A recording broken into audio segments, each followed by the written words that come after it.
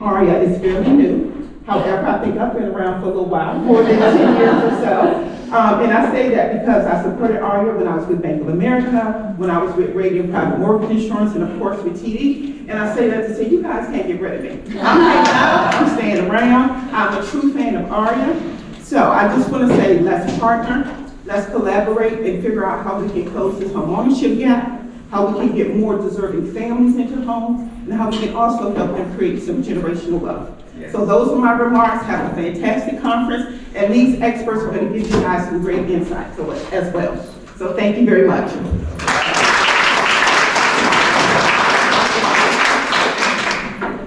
So this morning I'm standing here and I'm looking, I'm like, oh man. And he was telling me, are you guys intimidated yet? Not only MJ coming out here, but we got besides Dyllan, who is to be spoken, we got powerhouse women sitting here. Look at that, it's like a pretty intense panel here. So, all right, so I'm gonna start out with fight or flight. This is a really interesting panel and session because we have experts here that are going to talk about what the nuances are and where we are going in different markets. And so I'm going to start out with the introduction of the panelists right now. Please tell us your name, who you're with, and which market you're serving. We'll start with you, Monica. Good morning. Can you hear me? No, you can't. Okay. Awesome. Good morning. My name is Monica LaCrue. I might be a familiar face for some of you guys. I have been with Freddie Mac now for about 3.5 years. Honored to be with all of you guys today. I'm an affordable lending manager, and what my job is to educate the real estate community about affordable products, tools, and resources. We understand that the real estate community is often the first person that a home buyer will encounter on their homeownership journey, and by adding a little bit of knowledge about affordable lending products that Freddie Mac offers, they're going to be better equipped to help more home buyers. So great to be here today. Good morning, everyone. Hi, I'm Hanh. I am based on the Gulf Coast of Alabama, and I am going to be installed tonight as your upcoming National Secretary.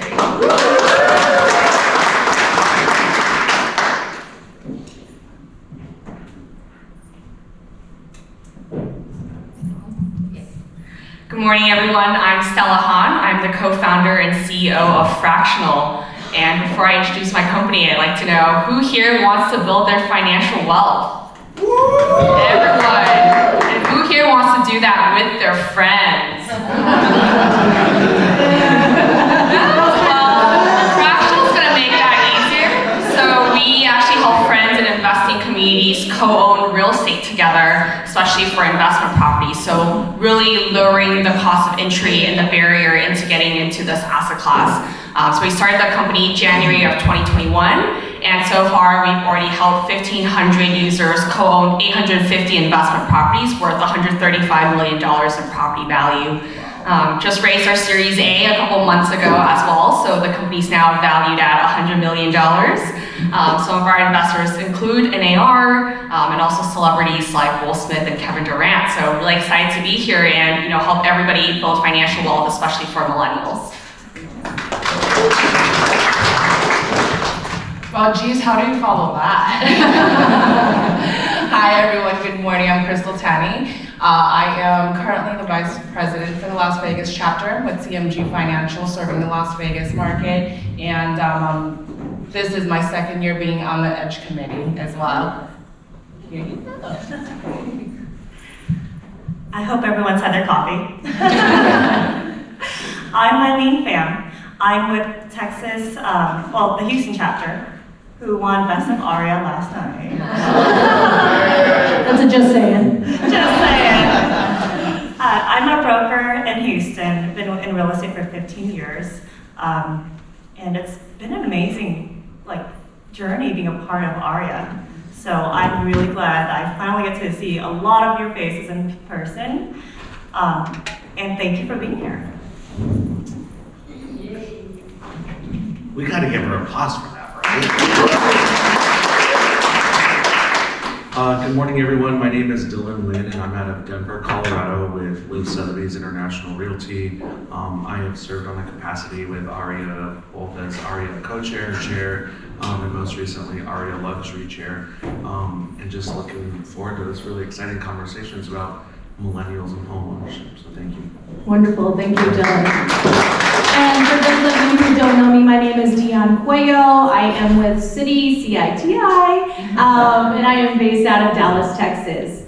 So we're gonna get this started. A lot of times it's easy to say, okay, well this is happening specifically in one market, but we're not seeing that trend down in the East or the West.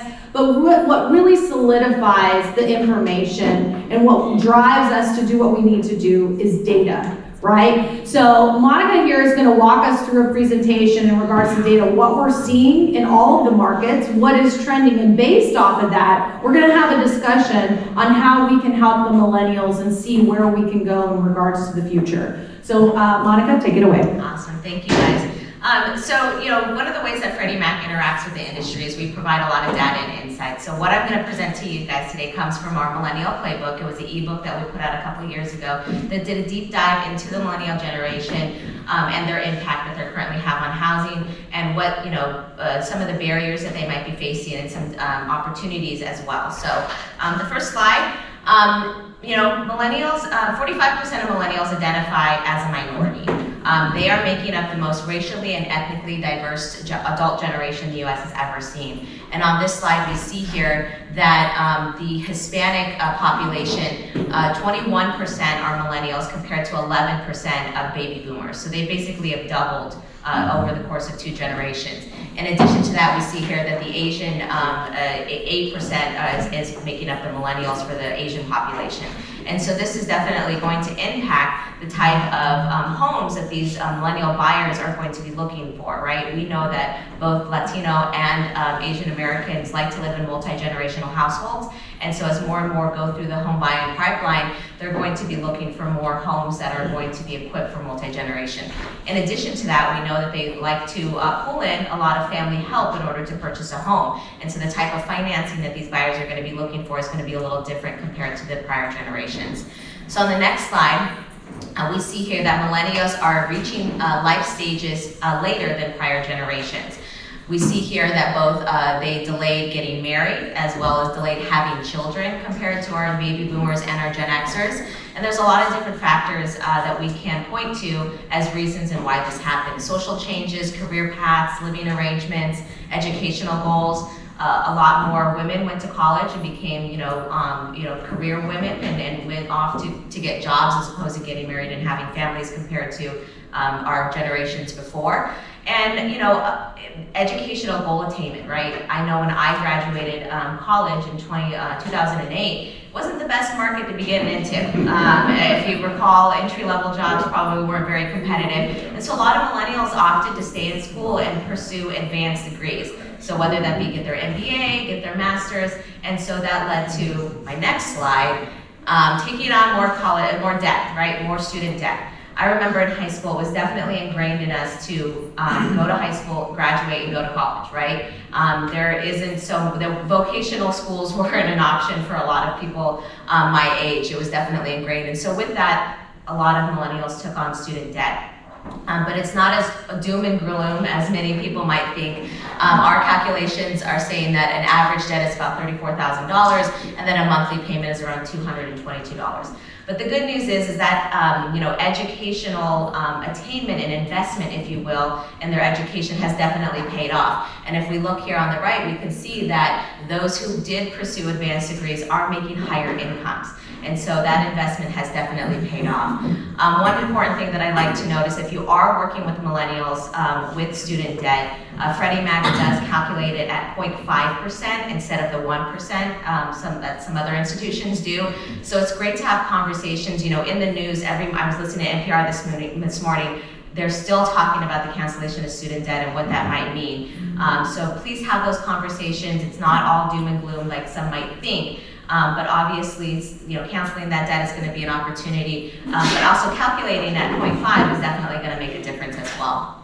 On the next slide, we see here that millennials are making up the largest share of the workforce right now. 36% of working Americans are millennials.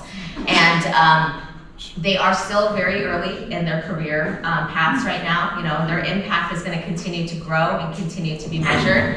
And we also see here that technology jobs has entered into one of the top 5 job sectors for the current working Americans. And so that has made the gig economy even more impactful on how people are earning a living, right? We know millennials like to be their own boss. They want to create their own hours. The gig economy allows them to do that. Many of them might have turned their side hustle into their career now. Etsy allows them to, if they want to be entrepreneurs and sell products and stuff like that, another revenue. So what does this mean for the workforce, for the future Americans and future, you guys can probably all relate to this, right? You're 1099, you are contract workers. And so what that could mean is that there's going to be a lot more people like yourselves that are going to need to qualify for a mortgage. And as an industry, we need to be prepared to qualify these buyers. And so it's important to understand that more millennials are going to be 1099, and we need to make sure that we're providing tools and resources as well as products that are going to help them get on the path to homeownership. On our next slide, you guys are all here, you're part of AREAA, you understand the historical, gaps in homeownership, over the course of obviously people of color, but then in addition to that, our Black and Latino brothers and sisters as well. They don't like what I'm saying. I'm just trying to help out. No, I appreciate that. I don't like bringing funds. So, this is really something to be mindful of, right? We talked about how the millennials are going to be more racially diverse, right? And so what is this going to mean for the overall homeownership rate as more and more millennials and more minorities look at opportunities for homeownership?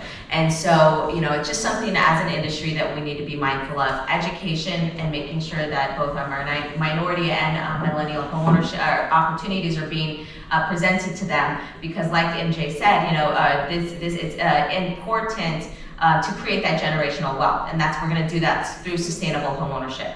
And so by providing more opportunities, hopefully we can make a change in this area. The next slide, I'm going to turn a little bit. We're going to talk about millennials and their homeownership, their thoughts on homeownership, and this is coming from the Census Population Survey of 2020. And so 76% of millennials feel that the benefits of owning outweigh the risks, and I think we would all agree. I would rather put my money and my investment into a home compared to the stock market, especially knowing that there's so much turmoil going on in the market right now, and especially seeing how much equity a lot of people have gained over the last couple of years, right? Definitely seems like a safe investment. But 25% of them still feel that they're afraid of owning a mortgage. And that is still, I think, resonant of that financial crisis that a lot of them went through with either their families might have lost a home, their families might have lost their businesses and their jobs, and so there's still kind of that stigma around it, and everybody points to housing as an issue that caused a lot of that turmoil. And so education and making sure that we're providing opportunities is definitely going to be a way to solve for that. And like I mentioned earlier, 55% are leaning on family to help financially in order for this purchase, whether that be a gift, whether that be pooling money together, whether that be, and I'm sure we'll hear on the panel, millennials coming together and purchasing their first home with friends as opposed to their traditional family. And so that's definitely going to impact it. And so we need to be mindful of how they're going to be able to qualify that with these either gifts that they're pulling in or multiple people coming together to purchase. And so we're going to talk about some barriers here. We see, we know in addition to the barriers that a lot of home buyers are facing, whether that be low inventory, lack of affordability, lack of down payment, the millennials have also created their own sort of barriers as well. They delayed marriage, they delayed having children, thus they delayed forming those households, right?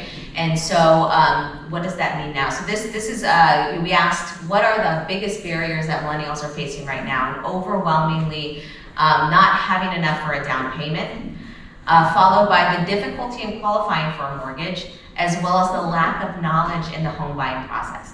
Now, if someone said, homeownership is too busy, I don't understand it, I don't get it, I'm just never gonna buy. I'm pretty sure as a professional, you would sit down with that person and offer them tools and resources that are gonna make homeownership possible for them, right? We know in this industry, it's not that difficult as a lot of people think, right? It's just a little intimidating. And so we need to make sure that We're providing opportunities for them. And then not having a net down payment. You know, that's one of the largest barriers across the board for first-time home buyers. And at Freddie Mac, we're dedicated to finding solutions. And so we do have 2 products. Our Home Possible, which is a 3% down. Basically, those who qualify need to make less than 80% of the area median income. And we realized, we just saw, obviously, a lot of our millennial home buyers are high earners and like to live in high-cost markets. And so we also have our Home One product. It's also 3% down, but it doesn't have any area median income limits. And so it's great for first-time home buyers. So I encourage you guys to work with your lenders, our preferred lenders, to get information about how these buyers could utilize these products and to be able to get into a home. One of the stats that we also have is that saving for a down payment for 20% down could take almost 28 to 30 years. Now, if I was a millennial, I am a millennial home buyer, but if I was, you know, that's very discouraging. Saving for 20%, where would I be in 20 years, right? But if you wanted to save for anywhere between 3 and 5%, it's only going to take 3 to 5 years in order to do that. So I encourage you guys to have these conversations and utilize our products to make sure that they have all the tools in order to get to homeownership. And so I think this is the most impactful slide that I will leave you guys with today. So we know as professionals, you know, saving, putting money down, right? 42% of millennials think they need to put 20% down. 42%, almost half of millennials think that they need to put 20% down. That's huge. They're scrolling on those Zillow ads, they're scrolling on those, you know, Realtor.coms, they're driving by open houses, thinking that homeownership isn't for them because it's gonna take them 28 years to save for that 20% down. But if you look at the pie chart here, we see 47% of first-time millennial homebuyers are only putting between 0 and 5% down.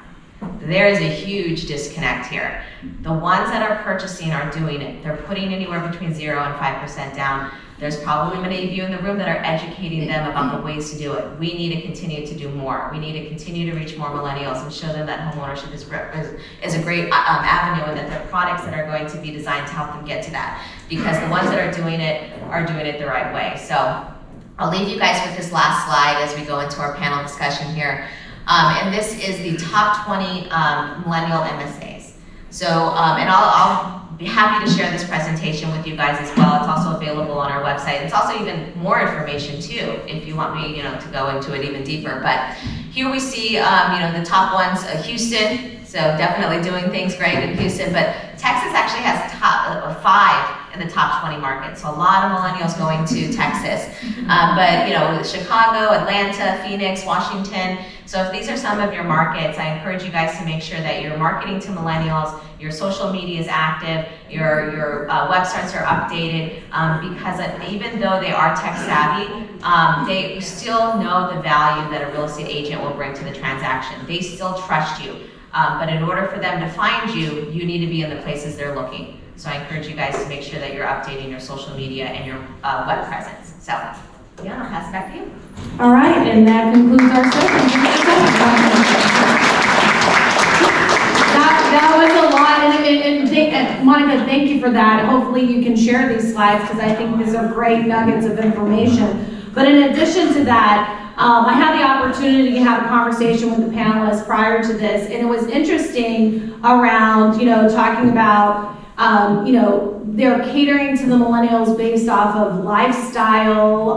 They're catering based off of needing to use a realtor again, because there was a point where we're like, oh, millennials are just going to use technology. So we're seeing a shift in that in certain markets.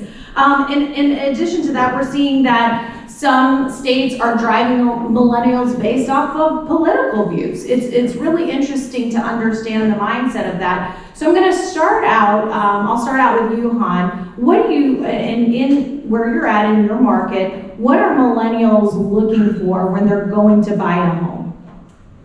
Hi everyone, so I'm based on the Gulf Coast of Alabama, and a lot of the reason that millennial buys home or just in general live where I do is the cost of living for the quality of life we have. So whether you're a new millennial that's just entering the first life stages of just wanting to be independent, having your home, like a couple of my friends are millennial that have bought in 2017 or 2019, they gained $50,000 to $100,000 in equity for their next life stage with a partner. Right? They did it all by themselves as unmarried single people. if you're, I know, Yeah, which is like,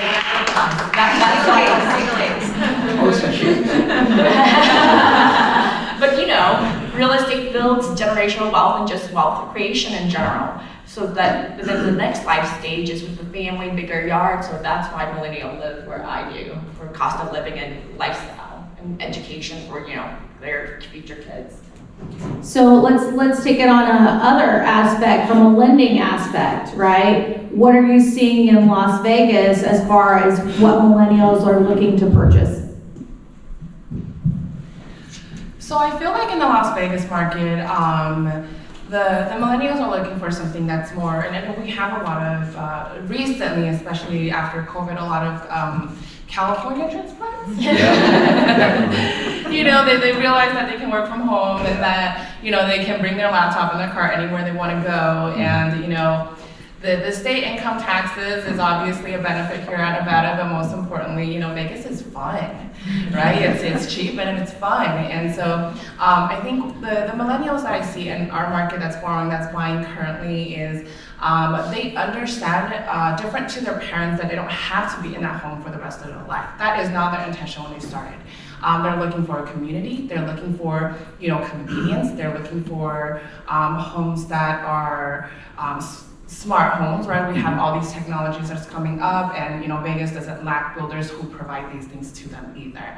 So they know that when they purchase property here in Nevada, it's probably going to be their home or you know, until their life changes in the next 3 to 5 years, and it's not something that they feel like they're stuck with.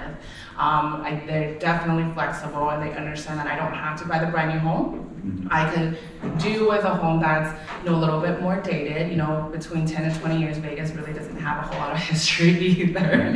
But that gives us the benefit of having newer homes, less renovation costs, and they could do what they want with the homes, and the price is affordable enough for now for them to be in it for the next, you know, 3, 5, 7 years as they wish.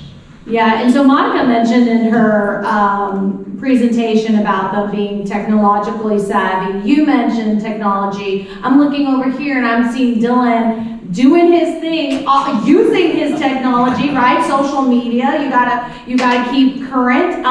Dyllan, tell us how the technology has really related in Colorado to the home buying process. You know, for the first time in history, we've had this powerful tool of the internet and real estate come together, right? As opposed to our predecessors. So social media actually now, whether you like it or not, it is here to stay, right? Whatever, you know, poison you like to use, whether it's Facebook, Instagram, LinkedIn, it is here. However, with the millennials, the data still holds true that Instagram is still their #1 pick for social media.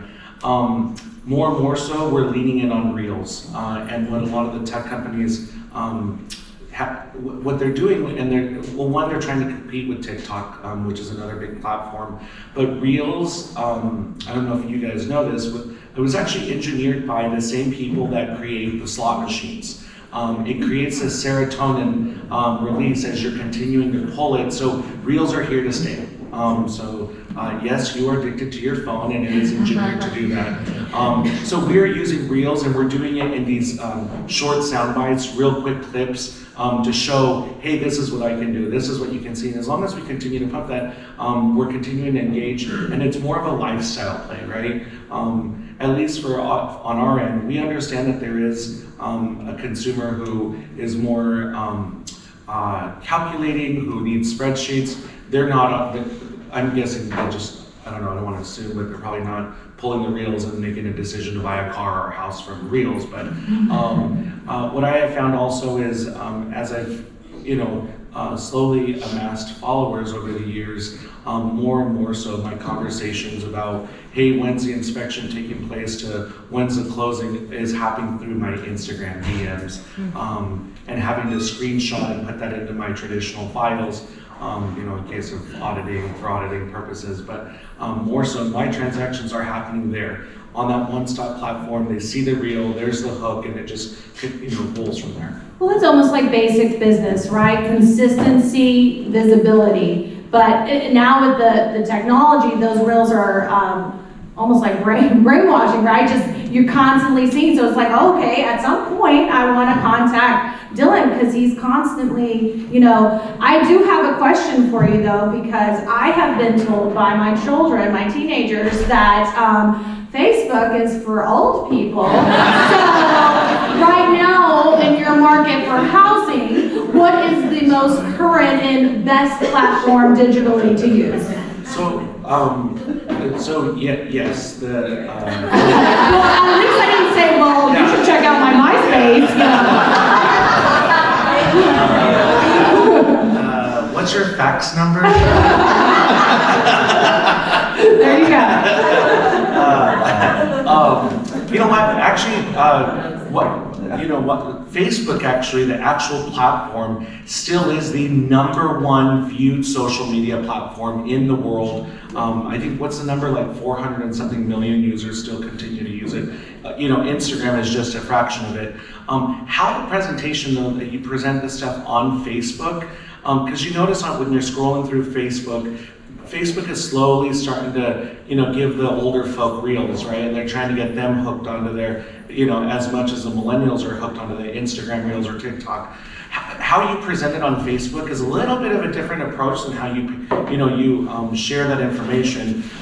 Baby boomers actually still see, obviously, real estate as a viable vehicle to buy into, and the pressure comes down, right? How many times have you been to a showing and mom and dad are there at the showing? How many times are there, you're talking to the millennials and we're like, oh, let me ask my mom and dad, to find out, see what their answer. So the parental influence is still there. It's just how you present it on social media, Instagram versus Facebook. The biggest thing that we found with Facebook in terms of how we present the information is we have to have it a little bit more data driven, at least for our baby boomer clientele. You still have to put a great picture of a listing and maybe make it kind of meme style with the font that lays over it. But it tends to skew a little bit more analytical as opposed to the instant gratification from pulling on the reels and more of a lifestyle to the millennial. So we're using both because first it starts with the hook on getting the millennial, and then they're going to go tell their mom and dad. Mom and dad are going to open the phone. go to Facebook and you have to bridge that between both because no matter what, the parents are still there. I think the PEW Research Center said that something like 37% of millennials still live at home with their parents. Right. And that was as of last month, just FYI. Well, no, you bring up a good point because there was a moment in time, at least in the industry, where we were having conversations around, people are not using a realtor, at least the millennials. They are using technology to drive their decisions on, I'm going to look at the listings that I like first, and that's how I'm going to decide versus going out with a realtor. Obviously, COVID hit, we shift to again, digital. But what we found, at least in conversations, I think with you in the Houston market, is that people and millennials are starting to gravitate back towards needing the realtor advice. And the key word that in Monica's presentation is education, right? Getting that education. To your point, Dyllan, like they need that reinforcement from their parents. So what are you seeing in the Houston market where they are now relying on that realtor advocacy for them? Right, as you said before, a lot of the clients or the customers they find their own houses now. There's so much easy access to finding the listings on MLS, Zillow, everywhere else, and then they'll send it to the agent. The agent will then convey information such as, how much, like the mortgage process, like how little can you put down? Yes, there was previously this understanding that you had to put 20% down. There's so many programs now where you can put 0 down, or if you're a doctor, there's a program for that. And that's where they really rely on you for that information. There's also a challenge where now they're looking up other information on the internet, and what they're finding is this person says this, that person says that. So they have this understanding of what they think it should be, and that's where we step in as real estate agents and say, well, yes, some people may have had that experience, but it's not across the board. It's situational. So they're looking for the information that we can provide to them that's the truth of what's going on in their current situation. And for them, because each person, it's individually different, right? Not everyone will qualify for the same programs. Not everyone has the same debt to income ratio. Not everyone understands the inspection process as well. Not everyone understands how to upkeep on a home, really. So they do rely on us for a lot of information still. So we had a bit of a controversial introduction, Stella, like who wants to own a home with a friend? And everyone's like, it depends on the friend. But Fractional is a really interesting way and form that millennials are going out and purchasing homes. Can you tell us a little bit about that process with Fractional? Yeah, of course. So I think in terms of timing out, that's especially interesting to why we're building Fractional now as opposed to before or sometime, farther off in the future is we are primarily targeting millennials, and these are the people that created the we economy. They invented Uber and Airbnb, pretty much all the killers when it comes to sharing things together. And people, millennials especially, they love the idea about community. And real estate is naturally a very social sport, and I also want to give a shout out to my friend and amazing founder in the audience as well, Annie. She started a community called Subtle Asian Real Estate, and just over the course of the last 2 years, it grew to 18,000 members. Millennials who have found each other on the internet. They genuinely want to help each other, in their real estate ownership journey. People are answering questions on Facebook, on Discord all the time, and we would plan field trips to Atlanta, to Texas, and you would just have 100 investors who only know each other from the internet, just all book their flights in a daytime and just go. And I don't think this is the case for a lot of generations before, and this is, these people want to hustle, and they're not going to wait 20 years to build up to a 20% down payment and buy an investment home. They want to get started now. And when you can do that with your community, your friends, people that you trust, you can really get started and jumpstart your real estate ownership journey and learn by doing, right? Don't try real estate investing by putting $100,000 in to buy a home. Begin your journey with just putting $5,000, $10,000, and do it with your friends. On that Atlanta field trip, we went on a lot of tours. People saw, great properties, great investments that they wanted to go in. And just over the course of a week, and from that group, we had 30 of us come together, and we locked down 11 duplexes worth $3.5 million just within 3 days. And that is, so much empowerment to me. And I built the company solving for my own problems. I invest in a lot of real estate with my friends in my community, and now it's become something that's much bigger than me. And I feel like even for agents, clients always come first, but this is also a really great time for you to have a seat in the table. All of your clients, they see you as the expert. You live and breathe real estate, and obviously everyone here wants to build their financial wealth as well. So this is also a really great opportunity for you to be that mentor, that educator, in helping some of your clients who might be struggling, who aren't sure, who don't know how to start. Form a group with them, help them through their journey and let them start their journey with a much, easier way to access real estate ownership. That's interesting. So you're seeing the trend of millennials, they want instant gratification, going now, doing things on the move, versus older generations like taking a step back, like hold on, who's gonna watch the dogs kind of thing. So to MJ, who was talking about, she was with Bank of America, she's with Citi, but she is here to stay in regards to the support of this, right? And it doesn't matter what brand she was with, she's supporting what the mission of AREAA is. Same with you guys. I'm curious, we've talked about digital marketing, we've talked about what Fractional does, but does brand recognition play a large role with the millennials? Is that a big thing, or is it really the fact that you guys are millennials and you can understand the mindset? So I'd be curious to hear that from each panelist in each of your market. If you want to start, Dyllan. So I am, so being with, can you guys hear me? Is it on? Yeah. It's on, right? Okay. I'm with the Sotheby's International Realty brand. Everybody who knows the brand knows that it's associated with high wealth, you know, and the auction house out of London. Again, going to the, you know, the boomer millennial connection, again, that brand continued, you know, the parents trusted, so then again, they tell the kids, hey, this is where you need to go.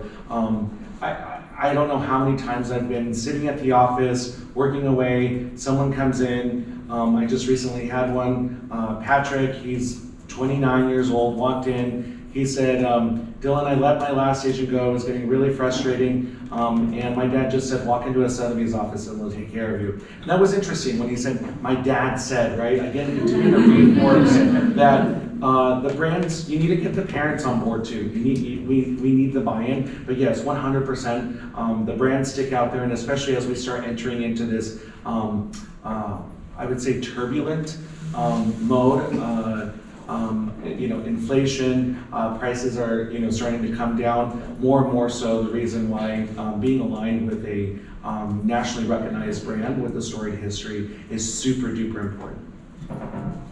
What are you seeing, Myleen, in Houston? In Houston, is it on? Is it on? Can you guys hear me? I know. I was like, maybe you have to like scream. I know, right? Tech savvy. She's like, liars. So in the Houston market, certainly, or in Texas actually, certainly relationship plays a huge role. So a lot of what I'm seeing is that we're getting referrals from friends. And with that, there's that added trust that comes into play. A lot of people are relying on the experiences of other people to make sure that, you know, the ratings are good, or the reviews are good. Surely when you go on to Yelp or Google, sometimes it's not 100% real reviews. So when it's something coming from another person, that's gold. And that's what we're getting a lot of. Some of them are looking into the brands, so yes, sometimes it matters. But more than anything, they want someone with the personal touch. So go out, make friends, have drinks with them, you know, and from there build that relationship to get more clients and customers.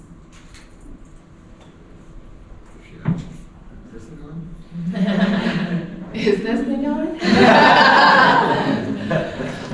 So I feel like this is a big thing that we're talking about, especially in this convention. I feel like every convention ends up like kind of circling around a couple the same topics. And for me, I believe for millennials, branding is super important, because branding, I mean, we call it branding, but ultimately it's the trust that you're building with your clients, the trust that they're going to have with you for you to purchase their first home ever.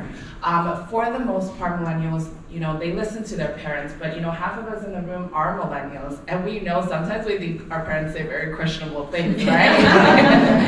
And that is when we come in as real estate professionals, when we have that consistent communication. And again, consistent is so key.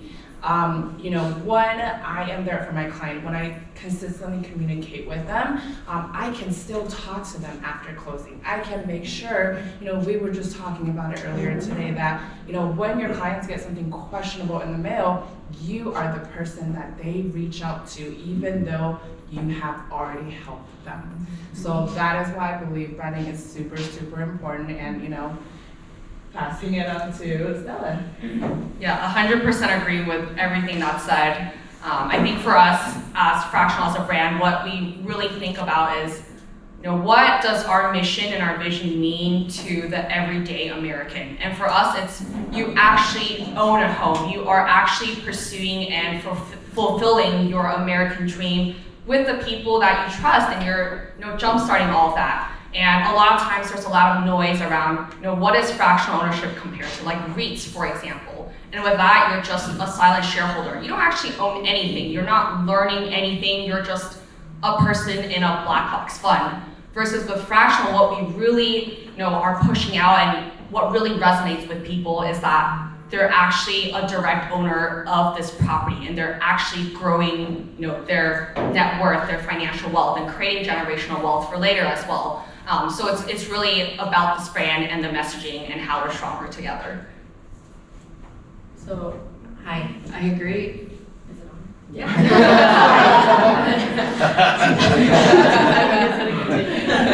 So So unlike Dyllan, I'm an agent with a very boutique company called Bellator Real Estate, which means warrior. It's only on the Gulf Coast, and it's actually owned by a millennial. And branding is important, but it's not only that. And I'll give you an example. My second client, I've only been an agent for 5 years. So 5 years ago, San Diego AREAA was my very first convention. My second client was for my sphere of influence. She was a friend of mine. She wanted to live downtown with a condo, and she trusted me as her source of information, even though I was a brand new agent, because she had talked to me about that. But she also brought in her dad to come to the inspection and the showing. And then she trusted me not only because I was new, even though I was new, because she trusted the brand I was with, knowing that we invest in our community. Like, we are a big believer in not only helping our community, but giving back and reinvesting our community, and that's what real estate is. So again, it's not even branding, but it's communication. Oh, and then millennial, you have to be able to answer that text message like right away. Call them back 20 to 30 minutes. My clients know I travel a lot, but they're like, we don't even care if you're on a safari as long as you pick up your phone or answer us back. Yeah, and technology doesn't make it easier, because then they have, for iPhones anyways, they have this feature, read. And my kids are like, Mom, I know you saw my text. Like, why aren't you responding? Monica? The one thing that I would like to add, and as everyone kind of mentioned it, it's your personal brand, right?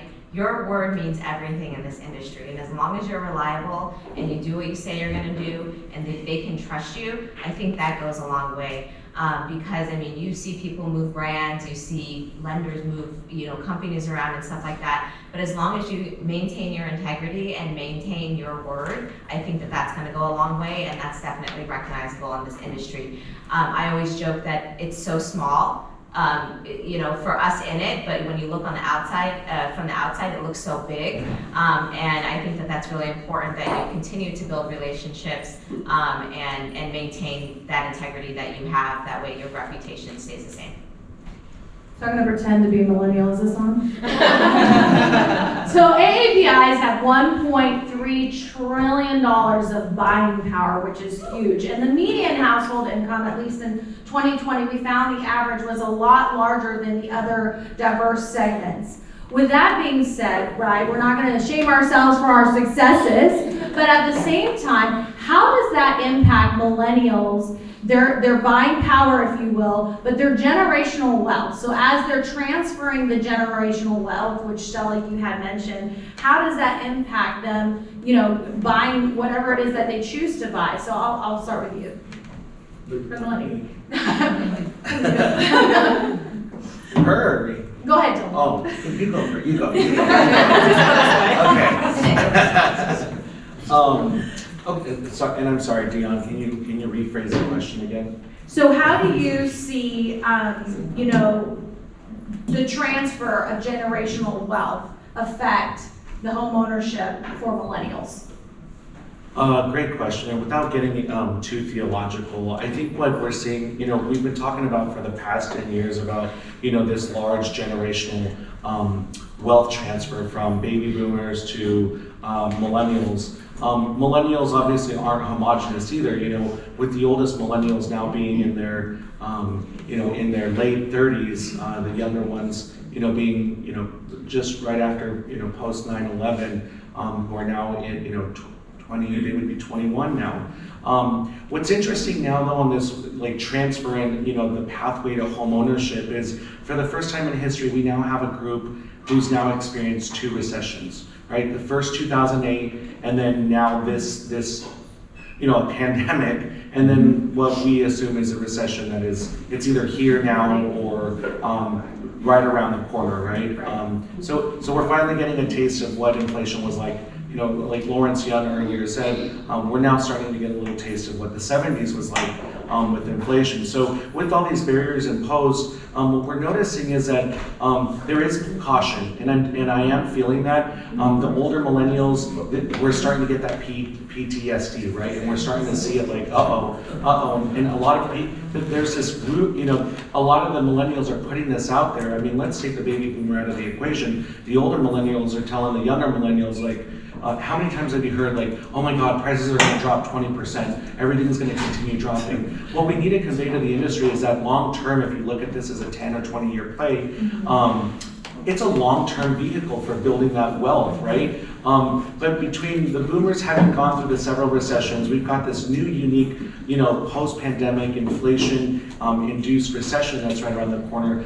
Again, I don't know what's on the horizon, but I am feeling that PTSD, what's making that very difficult. The money's there, but there is this fear right now. Everyone still has this, Stockholm syndrome that, Stockholm syndrome when you're, in captivity and you don't want to leave because you're so used to it.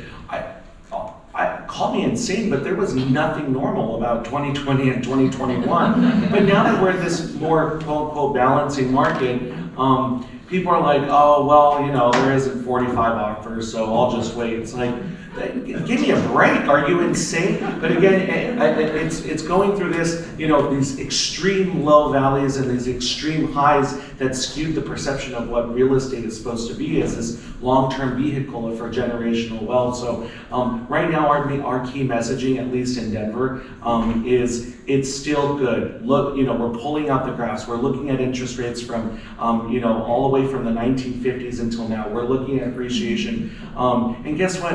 At the end of this year, if you had people that even bought like in April or May, they're probably going to still do 4% year-over-year growth just in general from this time last year, right? So just because we're going into recession doesn't necessarily mean that it's a bad thing on property values. So that's my 2 cents.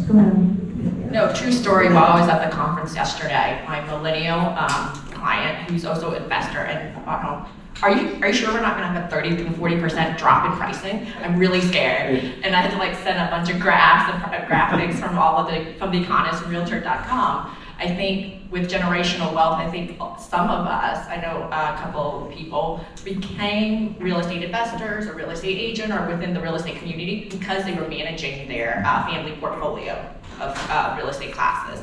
As our parents are aging, as that generation is aging, passive real estate is probably one of the best vehicles for tax purposes, right? So however it is, you talk to your CPA and accountant for that, we do get that, or helped with the down payment because they know they have, so much and it needs to be passed on somehow. So real estate is a great vehicle for that generational pass through. And then the other thing is, there's the PTSD, but there's also the short-term memory loss that the last 2 years is what all market all the time should be like. I live in Alabama, y'all. There's no there's no reason that my client that just bought his first home with his fiance should have won 12 offers, no contingency, all cash, and the seller came back we need you to come up a little bit more, and then you win. That's not normal, right? In Alabama, anyway.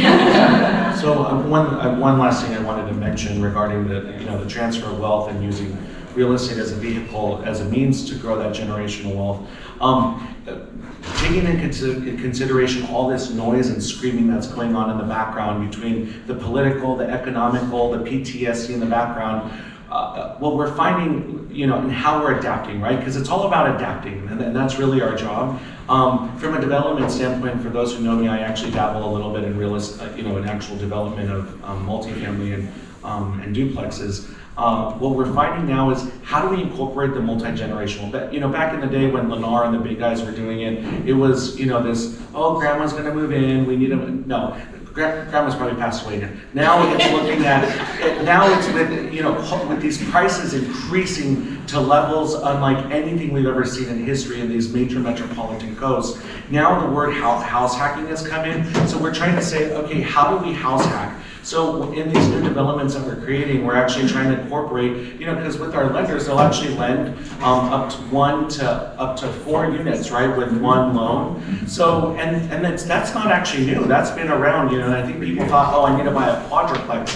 So leveraging the power of what the lenders are willing to do, if the place obviously meets code and you have the proper zoning, which, I know that AREAA is now starting to dabble a little bit into the affordable housing and zoning. We're able to now quote unquote house hack. Again, it's all about education and letting our clients know, hey, don't freak out, we've got this. We are in a little bit of turbulence as we're going through this, but it's being able to change and adapt Because the day of the, traditional suburban house with, in the cul-de-sac, at $1 million, that's insane, right? So now it's looking at how do we do the, the basement apartment, or how do we do the attic separate apartment with its kitchenette, and do this, and be able to still continue to finance it as one giant package. And Crystal, what are you seeing from the finance side in regards to that generational wealth transfer? So I'm still thinking about Dyllan was saying. So really from a lending perspective, I think as we real estate professionals are adapting to, the new market, the buyers are too. Millennials are one of the generations that are not afraid to ask for help, especially, within the AAPI community. So I've seen it in the Las Vegas market, a lot of millennial first-time home buyers are not afraid to ask their parents for a little help. They can say, and I've heard some crazy arrangements like, what if we restructure this family trust into my down payment, 20% down, or maybe taking care of a couple of debt, and, make sure that I become a homeowner, because like Monica's slides, 3/4 of the millennials want to become homeowners. And their biggest issue is down payment. So I've seen a lot of changes in that and how families are adapting to our new market. Times are a little bit tough right now, for sure. We're not originating at a 2% interest rate anymore, but people are still gonna need homes. And when you lock into an interest rate, it's better than waiting for your landlord to increase the rent, always. Right, so that's the biggest piece of it. So being that, everybody came here to hear about the millennials, the fight or flight, and Monica did a great presentation to show, what millennials are challenged with home ownership. I want people to be able to walk away and understand, what are some of the solutions, you guys as market experts, that they can walk away with and say, all right, I know at least whether it's doing reels on a constant or, talking with the parents to confirm it's okay. What is the solution you can provide to our audience to walk away with today on how to work with millennials? Go ahead, Monica. Sure. I spoke a lot about education and making sure that we're educating this community. At Freddie Mac, we have some free financial education called Credit Smart. It's available online. It teaches everybody to become a better money manager. I encourage everyone to offer it to maybe some students that just went off to college. They learn about debt, savings plans, saving for retirement, car loans. That's another thing that a lot of sometimes getting a car is preventing you from owning a home, because now you have this big debt to pay. We also have Credit Smart Homebuyer U, which walks them through the homeownership process. It's free. When I did it on my iPhone, being millennial, very tech savvy. And it's going to teach them how to sustain that home, right? Because that's about sustainable home ownership and making sure that they're prepared to understand. And they didn't understand the process, right? It's going to walk them through the mortgage process to make sure that they're familiar with it. And then you, as a real estate professional, we have Credit Smart Coach, where you can become certified to teach Credit Smart in your community. So you can kind of create that first-time buyer pipeline. That way you're educating them on the process, and then they, again, view you as that trusted advisor. So I encourage you guys to check out our Credit Smart. I think because we are of the generation of technology and the internet, I would say the one thing you walk away with is we're troubleshooter. Every situation is different, every person is different, every purchase is different. And when we're saying home ownership, it could be home ownership for their first house, or home ownership because they live in an area where right now they can't afford their first home, but they can buy somewhere else and put that money away and let that build wealth out of state, right? So we are changing the definition of not only home ownership, but what does it mean to own and have real estate. So just be the troubleshooter and the trusted advisor. Yeah, I would 100% agree with what Hanh said. I think just thinking outside of the box and helping people start earlier and being more creative with that. Even for me, I think, renting a property and owning a property, it is not mutually exclusive. Like for me, I still rent in San Francisco, but I'm also a homeowner in a lot of other locations with friends. So, you don't have to dish out rent to a landlord. Like you can do that together where you still maintain your lifestyle, you want to live where you want to live, but you're still also building, your financial wealth and your real estate portfolio. So for me, the biggest thing is education, education, education. So, we're all real estate professionals in this room, and all of us know you don't need a 20% down to buy your first home, right? Actually buy any home unless it's an investment. But why is it that half of our buyers do not know this fact, right? And we are all out there, we're all marketing, and this is going to be the biggest generation of homeowners for, I don't know, The next 3 years. for the next 30 years, exactly, and that we should continue to educate them on, even if it's the simplest, most basic facts. Be the person that's, you know, that's the trusted advisor to your clients, and, you know, your brand will continue to build and your business will come. I couldn't agree with everyone more.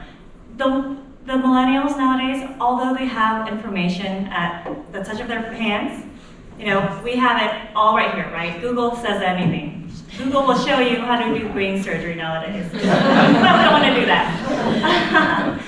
With that said, people do rely on us to provide them with information that maybe that's misinformed. You know, there's a lot of misinformation out there. There's a lot of unknown information. A lot of issues that we have in Texas right now is with stucco. Our climate doesn't allow for stucco very much, and not everyone knows how to seal it every year. People don't know proper maintenance, and this is where a lot of times we should step in and say, hey, this is the added value we can bring to you. In addition to other things such as normal maintenance, financial programs for new first-time home buyers. I couldn't stress that enough. There's so many times that I've had people come to me and ask about programs, and they never knew that it existed. There's other things within the real estate realm that we can help them with. So they're coming to us for information. Certainly this information is at the tip of their fingers, but they want to know, what our area of expertise is and how we can bring added value to that.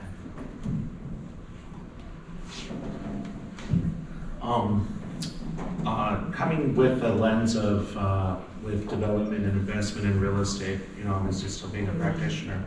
I think the one takeaway point that I would, for those obviously that are in the room, you guys are curious about the pathway for millennial home ownership. From my standpoint, what we're doing is we're advocating for zoning change.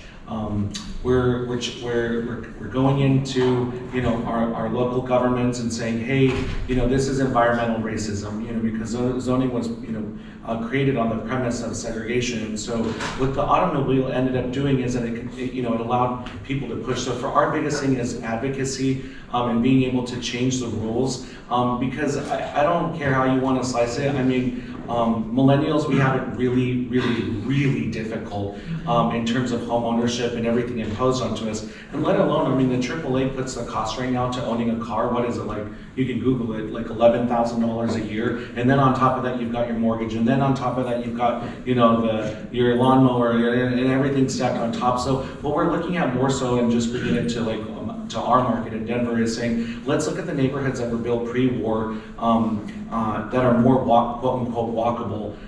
How do we figure out this whole house hacking thing? How do we get with our lenders? So I guess to a point, it's about education, right? I'm sitting down with our lenders and saying, what are the products that are out there? I was blown away. We just discovered probably a few months ago about this whole DSC, what is it? DSCR. What an amazing vehicle, right? And then this whole concept of fractional home ownership. So home ownership is still there, right? The value is still there. The biggest thing is, again, education. Educate yourself, dive in, be contemporary, be relative, and find out what the latest information that's out there in this constantly evolving landscape.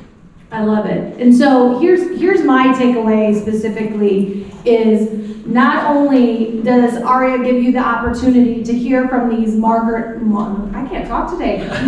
experts, but you also have the opportunity to network with them, right? So I am not a millennial. I am sometimes like, okay, how do you do this ticky-tacky thing, right? My kids are making fun of me all the time. They're like, come on, Mom. They're like, no, you can't be real. It's just a picture. So I'm trying, I don't want to feel aged just by social media or digital, but by talking with them and networking with them, and even if you're not in the same market, you know, friending them, I can tell you, you'll have an opportunity to understand and know, and every time you're at what I call a family reunion, you're able to get the latest and greatest from your peers. And so I think that's the value that AREAA brings, because now after this panel, you can, you know, ask them questions, introduce yourself, and you now have an esteemed millennial successful person in your network that you can learn from. Sorry, I'm putting you guys out there, but it's, you know, it is what it is. So, guys, I want to thank you guys so much for your time, for your information.